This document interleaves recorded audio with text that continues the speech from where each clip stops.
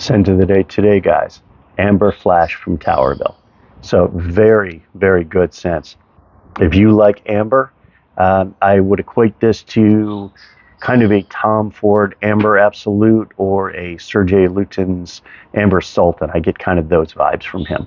So I do get, 10 plus hours on my skin easy, and it projects very well over those, 10 hours. Probably the first 8 are very noticeable before you hit a skin scent.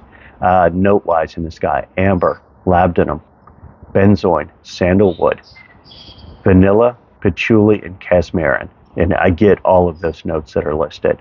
So this is a very good, deep scent from an amber perspective. So if you are looking for an incredibly deep, unapologetic, artisanal take on an amber accord, you should try this one. So give it a shot. Let me know what you think. Take care, guys.